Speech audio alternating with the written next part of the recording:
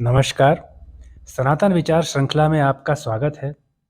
आज का विषय जिस प्रकार आप लिखा देख रहे हैं, मैं कौन हूँ? यह प्रश्नों की श्रृंखला है जिसके साथ में उत्तर दिए गए हैं भगवान रमन महर्षि द्वारा। 1902 के अंदर श्री शिव प्रकाश पिल्लई ने भगवान रमन महर्षि से प्रश्न पूछे थे। वे उस समय मौन अवस्था में थे। उन्होंने इन प्रश्नों का उत्तर लिख करके दिया था, जिसको श्री पिल्लई ने 1923 में तमिल पत्रिका के अंदर नान यार के नाम से प्रकाशित किया था। नान यार मैं कौन हूँ का तमिल अनुवाद है। आप इन प्रश्नों को सुनिए और इनके उत्तर सुनिए। आपके निश्चित रूप से इन प्रश्नों से आपको ज्ञान की वृद्धि होगी। पहला प्रश्न है, मैं कौन हूँ? महर्षि उत्तर देते हैं, सप्त धातुओं से बना शरीर मैं नहीं हूँ। जो शब्द हैं, स्पर्श हैं, रूप, रस, गंध, ये 5 विषय हैं, इनको ग्रहण करने वाली ज्ञानेंद्रियां जो हैं, मैं नहीं हूँ। जो 5 कामेंद्रियां हैं, वाक जिससे हम बोलते हैं, पाद, पैर, पानी, हाथ, पायु और उपस्थ, ये भी मैं नहीं हूँ। इस प्रकार वे उत्तर देते हैं। संकल्प करने वाला मन भी मैं नहीं हूँ और विषय वासनाओं से युक्त अज्ञान मैं नहीं हूँ। इतना कह करके उन्होंने पर्चा वापस दे दिया। दूसरा प्रश्न पूछा, यदि मैं इनमें से कोई नहीं हूं तो मैं कौन हूं? उत्तर है, अगर पहली कही गई सभी बातों को नेति नेति से निरस्त करने के बाद केवल चैतन्य बचता है, वह मैं हूं। नेति नेति संस्कृत भाषा से है। इसका अर्थ होता है नाइदर दिस नॉर दैट, यानी यह भी नहीं वह भी नहीं। मैं मात्र एक चेतना हूं और इसके अलावा मैं कुछ नहीं हूं। तीसरा प्रश्न, तो अगर मैं केवल चेतना हूं तो उस चैतन्य का स्वरूप क्या है? महर्षि उत्तर देते हैं, चैतन्य का स्वरूप सच्चिदानंद है। अपने मन को सभी वस्तुओं से हटाकर केवल अपनी आत्मा पर यह मानकर केंद्रित कर लेना कि मेरी आत्मा ही एक विद्यमान शाश्वत अनंत ब्रह्म का अंश है, इसी प्रस्तुति को सच्चिदानंद कहा गया है। आगे प्रश्न आता है कि स्वरूप का दर्शन कैसे होगा? उत्तर देते हैं, जब जगत दृश्य का लोप होगा तब स्वरूप का बोध होगा। जो दृष्टा है, दृष्टा मतलब देखने वाले को कहते हैं। यूं तो हम मनुष्य भी बहुत कुछ देखते हैं, हमें भी अपने चारों ओर बहुत कुछ दिखाई देता है, लेकिन यहाँ दृष्टा का अर्थ वास्तविकता को देखने से है। इसका मतलब ये है कि स्वरूप जो है वह तभी दिखाई देगा, आत्मा का रूप, जब पूरे संसार से मोह माया हट जाएगा। अगला प्रश्न है, क्या दृश्य जगत के बोध के साथ उस स्वरूप का दर्शन नहीं हो सकता? नहीं तो क्यों नहीं हो सकता? जो पहला प्रश्न है, क्या दृश्य जगत के बोध के साथ उस स्वरूप का दर्शन नहीं हो सकता, तो उसका तो उत्तर है नहीं। तो क्यों नहीं हो सकता? क्योंकि दृष्टा और दृश्य रस्सी और सर्प जैसे होते हैं। जैसे कि अंधेरी रात में रस्सी को सांप समझकर डर लगने लगता है, लेकिन जब पता चल जाता है कि यह तो रस्सी है, तो सांप का डर अपने आप ही निकल जाता है। इसी प्रकार स्वरूप दर्शन का ज्ञान तब तक नहीं हो सकता जब तक इस कल्पना वाली दुनिया का मानसिक विनाश नहीं हो जाता। अगला प्रश्न आता है, दृश्य जगत बोध का नाश कब होगा? उत्तर है, यह तभी संभव है जब मनुष्य का मन यह पूरी तरह मान लेगा कि यही उसका मन ही समस्त कर्मों का कारण है। इसको ही लोप करने के बाद दृश्य जगत के अनुभवों का नाश हो सकता है। अन्यथा मन जो आज किसी के प्रति आसक्त है, वह कल किसी और वस्तु के प्रति अपना प्रेम दिखाएगा और पूरा जीवन मनुष्य को केवल भटकाता ही रहेगा। अगला प्रश्न है, मन का स्वरूप क्या है? उत्तर आता है, जिसे मन कहते हैं वह आत्मा में निवास करने वाली आश्चर्यजनक शक्ति है। इसी मन से ही सभी विचार पैदा होते हैं। विचारों के अलावा मन में कोई चीज होती ही नहीं है, इसलिए विचार ही मन का स्वरूप है। विचारों के अलावा इस संसार का कोई अलग अस्तित्व भी नहीं है। गहन निद्रा में जब कोई विचार नहीं आता, तब कोई संसार भी नहीं होता। जागते हुए विचार आते हैं तो एक संसार भी होता है। मन जब स्वरूप से बाहर आता है तो जगत प्रकट होता है। इसलिए जब जगत प्रकट होता है तब स्वरूप प्रकाशित नहीं होता, और जब स्वरूप प्रकाशित होता है तो जगत प्रकट नहीं होता। जब कोई मनुष्य मन के स्वरूप की खोज करता है तो मन विलुप्त हो जाता है और केवल आत्मा रह जाती है। अगला प्रश्न है, मन के स्वरूप को समझने के लिए अन्वेषण का पथ क्या है? अन्वेषण का मतलब होता है इन्वेस्टिगेशन, चीज को खोजना। मानव शरीर में, मानव के विचार में जो मैं के रूप में जन्म लेता है वह मन है। ध्यान से देखा जाए तो मैं नाम का विचार शरीर में, हृदय में जन्म लेता है। इसलिए कोई मनुष्य जब लगातार मैं सोचता है तो वह मन के स्रोत हृदय में अपने आप पहुंच जाएगा। हृदय जो मन के मैं को जन्म देता है। सबसे पहले ये खोजना होगा, अपने को हृदय में लेकर के जाना होगा। अगला प्रश्न है, मन स्थिर कैसे होगा, शांत कैसे होगा? उत्तर आता है, मैं कौन हूं इसको पहचानना होगा। इसी प्रयास, इसी अभ्यास से मन शांत होगा। जिस प्रकार से लगातार कोई काम करते रहने से उसी कार्य में ही महारत हासिल हो जाती है, उसी प्रकार लगातार मैं कौन हूं इसको खोजने से मन में एक ही विचार चलेगा। मन में यह विचार गहरा बैठ जाएगा और मन इसी को खोजेगा। इसी प्रकार मन को शांत किया जा सकता है, जिससे कि वह अलग अलग विचारों में भटकना बंद कर दे। अगला प्रश्न आता है, मैं कौन हूं के विचार को सदैव पकड़े रहने का तरीका क्या है? उत्तर है, जब कोई भी विचार मन में आए तो मनुष्य को सोचना चाहिए कि यह विचार किसके लिए पैदा हुआ है। उत्तर आता है, मेरे लिए। तो मैं कौन हूँ? फिर व्यक्ति सोचे कि मैं हूँ कौन जिसके लिए विचार पैदा हुआ है। फिर से मनुष्य मैं कौन हूँ के ऊपर चला जाएगा, और मैं का स्रोत तो हृदय है। फिर मन हृदय में चला जाएगा, जिसे अंतर्मुखी कहते हैं। मन को हृदय से बाहर जाने देने पर बहिर्मुखी कहते हैं। इस प्रकार जब हमारा मन हृदय में निवास करता है तो मैं, जो सभी विचारों की जड़ है, विलुप्त हो जाता है। अगला प्रश्न आता है, क्या मनोनिग्रह के दूसरे उपाय नहीं है? मनोनिग्रह मतलब है मन का सेल्फ कंट्रोल। एक अन्य उपाय मूर्ति ध्यान और मंत्र जाप है। इनके द्वारा मन स्थिर होता है, एकाग्र होता है, नियंत्रित होता है। इसलिए जब मनुष्य किसी भगवान की मूर्ति का ध्यान करता है, कोई मंत्र का जाप करता है, तो मन स्थिर हो जाता है। मन की चंचलता शांत हो जाती है। मन में अन्य विचार आते भी हैं तो उन विचारों की शक्ति बहुत ही निर्बल होती है। ऐसे में साथ ही में मैं कौन हूँ कहकर अगर आत्म अन्वेषण किया जाता है तो ज़्यादा आसान होता है, उसका असर ज़्यादा आता है। अगला प्रश्न आता है, असीमित वासनाओं के विचार जो मन में उत्पन्न होते हैं उनसे छुटकारा कैसे मिलेगा? महर्षि उत्तर देते हैं, शुभ मन और अशुभ मन ऐसे दो मन नहीं हैं। वासनाएं ही स्वयं ही शुभ और अशुभ होती हैं। मन जब शुभ वासनाओं के नियंत्रण में होता है तो उसे शुभ मन कहते हैं, और यही मन जब अशुभ वासनाओं के नियंत्रण में होता है तो इसे अशुभ मन कहते हैं। प्रपंच विषयों में अपना मन लगाकर आनंद का अनुभव नहीं करना चाहिए। दूसरों के बारे में जो विचार किया जाता है, वास्तव में वह विचार अपने बारे में ही किया जाता है। द्वेष, लोभ, लालच, ईर्ष्या का त्याग करना चाहिए। हम जितना अधिक विनम्र होकर आचरण करेंगे, हमारा उतना ही भला होगा।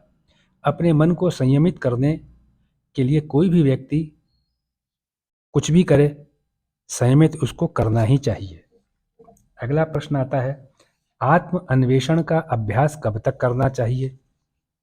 महर्षि उत्तर देते हैं, जब तक मन में विषय वासनाएं रहती हैं तब तक मैं कौन हूँ इसको खोजते रहना चाहिए। जैसे जैसे विचारों का जन्म होए, उन्हें स्वयं से पूछकर मैं कौन हूँ पैदा होने वाले विचारों को मारते चले जाओ। यह एक साधना पर्याप्त है। लगातार मैं कौन हूँ खोजते रहने से सब कुछ प्राप्त होता चला जाएगा। अगला प्रश्न है, क्या सब कुछ ईश्वर के कार्य नहीं है? महर्षि उत्तर देते हैं, ईश्वर संकल्प रहित है, वह किसी कर्म से बंधा हुआ नहीं है। यह ठीक उसी प्रकार से है जैसे भीषण गर्मी में हम कंबल ओढ़ लें तो सूर्य की रोशनी कम नहीं होगी, क्योंकि वह एक नियम से चलता है।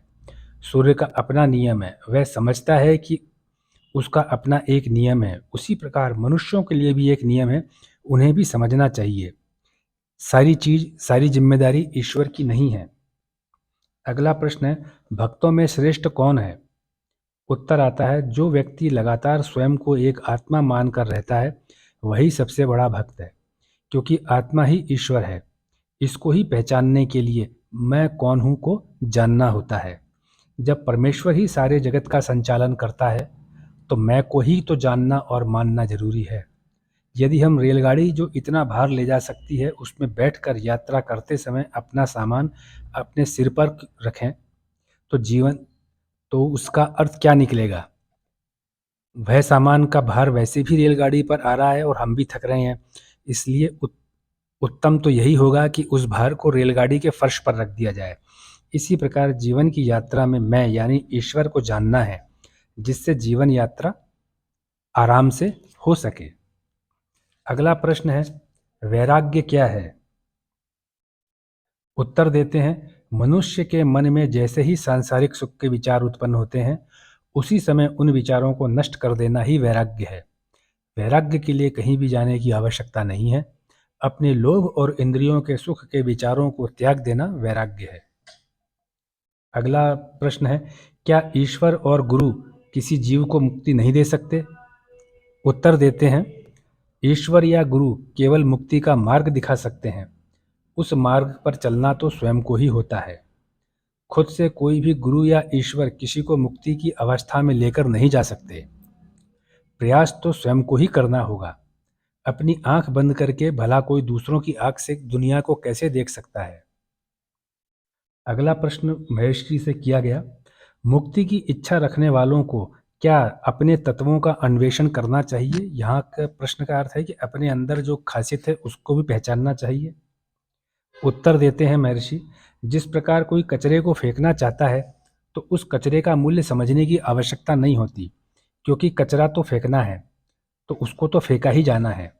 उसी प्रकार जिसको स्वयं को पहचानना है, जानना है कि मैं कौन हूँ, तो अपने अंदर विद्यमान अन्य चीज़ों का मूल्य लगाने की आवश्यकता नहीं है। उनको त्यागना ही है तो इसका दृढ़ निश्चय होना चाहिए। अगर ये विचार करेंगे कि हम किसी मूल्यवान चीज़ को त्याग रहे हैं तो बेहतर होगा कि उस मूल्यवान वस्तु के साथ अपना जीवन गुजारें, न कि अति मूल्यवान स्वयं को पाने के लिए सोचें। जिसको निरस्त करना है उसका मूल्य क्यों खोजना? अगर आपको अपने शरीर के अंदर बाकी इच्छाओं को खत्म करना है और केवल वास्तविकता को पहचानना है तो आपको ये नहीं देखना होगा कि मेरे अंदर कितने गुण हैं, क्योंकि आप जब पूरे खाली हो जाएंगे तभी जाकर के सर्वोत्तम गुण आपके अंदर प्रवेश करेगा। अगला प्रश्न है, क्या जागृत एवं स्वप्न में कोई भेद है? महर्षि उत्तर देते हैं, जागृत की अवस्था लंबी और स्वप्न की अवस्था एक मामूली से पल यानी एक क्षण की होती है। जब हम जागते हुए संसार में रहते हुए रोज के काम करते हुए इन घटनाओं को जितना असली मानते हैं उतना ही सपना देखने वाला सपने में दिखाई देने वाली घटनाओं को भी असली मानता है। सपने की अवस्था में मन एक दूसरा शरीर धारण करता है। सपने वाले शरीर का और जागृत शरीर में किसी भी प्रकार का कोई भी संबंध नहीं है। अगला प्रश्न है, क्या मुमुक्षु के लिए पुस्तकें पढ़ना उपयोगी है? यहाँ मुमुक्षु का अर्थ होता है जो प्राणी ज्ञान प्राप्ति का प्यासा है, ज्ञान प्राप्त करना चाहता है। प्रश्न में यह पूछा गया है कि क्या पुस्तकों को पढ़ने से आत्मज्ञान हो सकता है? महर्षि रमण उत्तर देते हैं कि सभी शास्त्रों का एक ही मत है कि मुक्ति पाने के लिए मन को नियंत्रित करना आवश्यक है। मन को स्थिर रखने के लिए अपने अंदर थोड़ी थोड़ी देर में उठ रहे विचारों को नियंत्रण करना चाहिए। इसमें भला पुस्तकें क्या मदद कर सकती हैं? जब अपनी स्वयं की ज्ञान दृष्टि से आत्मा को जानना है तो जो पुस्तकें बाहर हैं उनके ज्ञान को भी अपने अंदर डाल दिया जाएगा तो ज़्यादा समस्या होंगी। आत्मज्ञान पाने के लिए केवल केवल अपने शरीर के सभी तत्वों के मूल्यों को निरस्त करना है और ज़्यादा जोड़ने से केवल जोड़ने में लग जाएंगे। ध्यान रखना चाहिए कि जोड़ने की एक प्रवृत्ति मानव की होती ही है, फिर चाहे वह ज्ञान जोड़ने की ही क्यों ना हो। और आत्मज्ञान के लिए आवश्यक है कि सब कुछ भूला जाए। इसीलिए आत्मज्ञान प्राप्ति के मार्ग में पुस्तकें सहायक नहीं होती। अगला प्रश्न है, ज्ञान दृष्टि क्या है? महर्षि उत्तर देते हैं, मौन रहना ज्ञान दृष्टि है। मौन का अर्थ है अपने विचारों पर नियंत्रण रखकर अपने मन को आत्मा में ही लीन करके रखना। दूसरों के मन या विचार को पढ़ सकना भूत, वर्तमान, भविष्य में होने वाली घटनाओं को बता सकना, यह सब ज्ञान दृष्टि नहीं है, क्योंकि इनसे मुक्ति नहीं हो सकती। केवल स्वयं की आत्मा में लीन होने से ही मुक्ति संभव है, इसलिए केवल यही मात्र ज्ञान दृष्टि है। अगला प्रश्न है, वैराग्य और ज्ञान के बीच क्या संबंध है? महर्षि उत्तर देते हैं, वैराग्य स्वयं ज्ञान है। वैराग्य एवं ज्ञान अलग अलग नहीं है। वैराग्य में मनुष्य का मन आत्मा में ही समाया रहता है, और ज्ञान का अर्थ है मन में आत्मा के अतिरिक्त किसी अन्य वस्तु का प्रकट ना होना। इसीलिए कहा जाता है कि आत्मा के स्वरूप का कभी त्याग न करना ज्ञान है, और आत्मा के स्वरूप को देखते रहने की इच्छा बनाए रखना वैराग्य है। अगला प्रश्न आता है, अन्वेषण और ध्यान में क्या भेद है? हम स्वयं ब्रह्म हैं, सच्चिदानंद हैं, हम उसी परमात्मा के अंश रूप हैं। हमारी आत्मा एक शाश्वत अनंत के रूप में परमात्मा से आती है और वहीं जाती है। हमारा अस्तित्व तो अनंत है, सीमाएं इस शरीर की हैं, यानी हमारी आत्मा की कोई सीमा नहीं है। इस प्रकार का भाव मन में निरंतर बनाए रखें, यही ध्यान है। अन्वेषण का अर्थ होता है स्वयं की आत्मा में मन को स्थित करना। हालांकि यह एक प्रक्रिया है, इसके लिए अभ्यास की आवश्यकता होती है और धीरे धीरे ध्यान की स्थिति आती है। ये अवस्थाएं हैं, इनको अभ्यास करके समझा जा सकता है। अवस्थाओं को वाक्यों में समझाने का प्रयास नहीं करना चाहिए, इसलिए महर्षि जी ने इतना ही कहा। अगला प्रश्न है, मुक्ति क्या है? महर्षि उत्तर देते हैं, मुक्ति का शाब्दिक अर्थ तो होता है मुक्त होना, अर्थात किसी का प्रभाव हम पर ना हो। लेकिन जब मुक्ति को जाने तो हम भी किसी अन्य पर कोई प्रभाव न डालें। पहले बंधन मुक्त होगा, फिर विचार मुक्त होगा, विचार आना बंद होंगे, और अंत में प्रभाव मुक्त। जब प्रभाव मुक्त जीवन होगा तभी अभिलाषाओं की श्रृंखलाएं टूटेंगी, अन्यथा तो कोई लाभ नहीं होगा।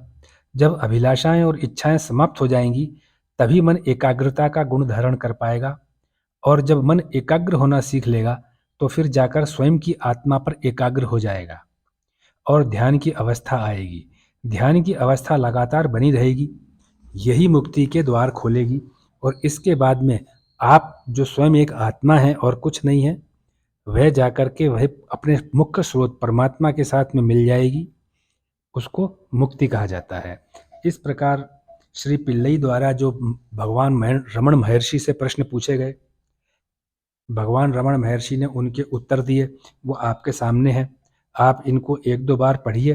अगर अच्छा लगे तो इनमें से किसी प्रश्न को लिख करके भी उसको आप हमेशा के लिए लिख सकते हैं। अपने मित्रों से इसके ऊपर बात कीजिए, घर में छोटों से बात कीजिए।